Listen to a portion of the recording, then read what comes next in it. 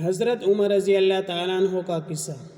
حضرت عمر رضی اللہ تعالیٰ عنہ جن کے پاک نام پر آج مسلمانوں کو فخر ہے اور جن کے جوش ایمان لانے سے آج 1300 برس کے بعد تک کافروں کے دل میں خوف ہے، اسلام لانے سے قبل مسلمانوں کے مقابلہ اور تکلیف پہنچانے میں بھی ممتاز تھے۔ نبی اکرم صلی اللہ علیہ وسلم کے قتل کے در پہ رہتے تھے۔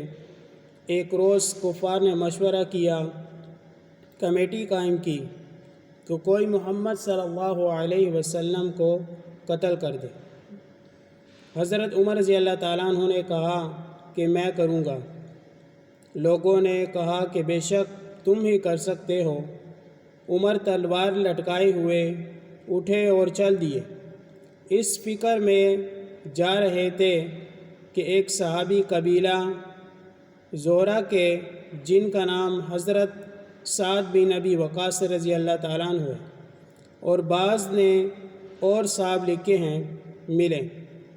انہوں نے پوچھا کہ عمر کہاں جا رہے ہو؟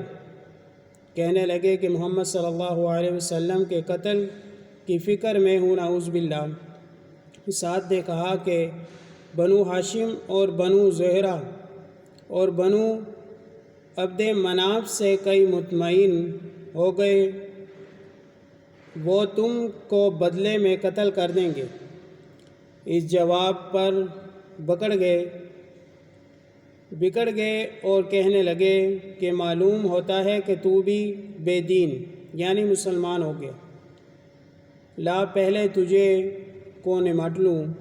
یہ کہہ کر تلوار سونگ لی، اور حضرت سعد رضی اللہ تعالیٰ عنہ نے بھی یہ کہہ کر کہ ہاں میں مسلمان ہو گیا ہوں، تلوار سنبھال لی۔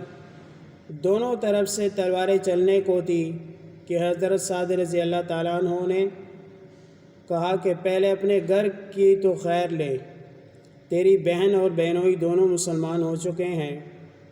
یہ سنتے ہی کہ غصے سے بھر گئے اور سیدھا بہن کے گھر چلے گئے۔ وہاں حضرت خباب رضی اللہ تعالیٰ عنہ جن کا ذکر نمبر 6 پہ گزرا، کوڑا بند کیا ہوا ان دونوں میاں بیوی کنڈی بند کیے ہوئے ان دونوں میاں بیوی کو قرآن شریف پڑھا رہے تھے۔ حضرت عمر رضی اللہ تعالیٰ عنہ نے کنڈی کھلوائی۔ ان کی آواز سے حضرت خباب رضی اللہ تعالیٰ عنہ تو جلدی سے اندر چھپ گئے، اور وہ صفحے بھی جلدی میں باہر ہی رہ گئے ہیں جن پر آیات قرآنیہ لکھی ہوئی تھی۔ ہمشیرہ نے کنڈی کھولی۔ حضرت عمر رضی اللہ تعالیٰ عنہ کے ہاتھ میں کوئی چیز تھی جن کو بہن کے سر پر مارا، جس سے سر سے خون بہنے لگا، اور کہا کہ اپنی جان کی دشمن تو بھی بے دین ہو گئی۔ اس کے بعد حضرت گھر میں آئے اور پوچھا کہ کیا کر رہے تھے اور یہ آواز کس کی تھی؟ بہنوئی نے کہا کہ بات چیت کر رہے تھے۔ کہنے لگے کیا تم نے اپنے دین کو چھوڑ کر دوسرا دین اختیار کر لیا؟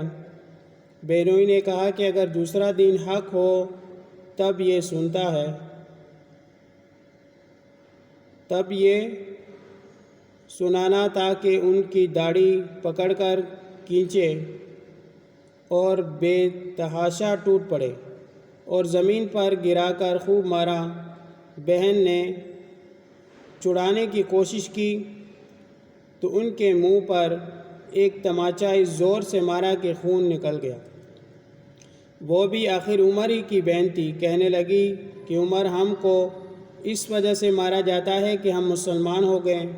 بے شک ہم مسلمان ہو گئے ہیں، جو تجھ سے ہو سکے تو کر۔ اس کے بعد حضرت عمر رضی اللہ تعالیٰ عنہ نے نگاہ اس صفحے پر پڑی جو جلدی میں باہر رہ گئی، اور غصے کی جوش بھی اس مار پیٹ سے کم ہو گئی، اور بہن کی اس طرح خون میں بھر جانے سے شرم سی بھی آ رہی تھی۔ کہنے لگے کہ اچھا مجھے دکھاؤ یہ کیا ہے؟ بہن نے کہا کہ تو ناپاک ہے اور اس کو ناپاک ہاتھ نہیں لگا سکتے۔ ہر چند اسرار پر کیے مگر وہ بے وضو اور غسل دینے کو تیار نہ ہوئے۔ حضرت عمر رضی اللہ تعالیٰ عنہ نے غسل کیا اور اس کو لے کر پڑھا۔ اس میں سورۃ طٰہٰ لکھی ہوئی تھی۔ اس کو پڑھنا شروع کیا اور اننی انا اللہ لا الہ الا انا فاعبدنی واقم الصلاۃ لذکری تک پڑھا تاکہ حالت ہی بدل گئی۔ کہنے لگے کہ اچھا مجھے بھی محمد صلی اللہ علیہ وسلم کی خدمت میں لے چلو۔ یہ الفاظ سن کر حضرت خباب رضی اللہ تعالیٰ عنہ اندر سے نکلے اور کہا کہ اے عمر، تجھے خوشخبری دیتا ہوں کہ کل شب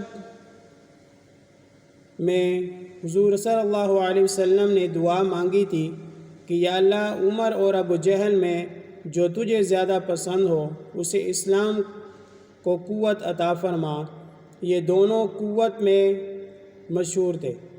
معلوم ہوتا ہے کہ حضور اقدس صلی اللہ علیہ وسلم کی دعا تمہارے حق میں قبول ہو گئی۔ اس کے بعد حضور اقدس صلی اللہ علیہ وسلم کی خدمت میں حاضر ہوئے اور جمعے کی صبح کو مسلمان ہوئے۔ ان کا مسلمان ہونا تھا کہ کفار کے حوصلے پست ہونا شروع ہو گئے، مگر پھر بھی یہ نہایت مختصر جماعت تھی اور وہ سارا مکہ، بالکل سارا عرب، اس لیے اور بھی جوش پیدا ہوا اور جلسے کر کے مشورہ کر کے ان حضرات کو ناپید کرنے کی کوشش ہوتی تھی اور طرح طرح کی تدبیریں کی جاتی۔ تاہم اتنا ضرور ہوا کہ مسلمان مکہ کے مسجد میں نماز پڑھنے لگے۔ حضرت عبداللہ بن مسعود رضی اللہ تعالیٰ عنہ فرماتے ہیں کہ حضرت عمر رضی اللہ تعالیٰ عنہ کے اسلام لانے سے مسلمانوں کی فتح تھی اور ان کی ہجرت مسلمانوں کی مدد تھی اور ان کی خلافت رحمت تھی۔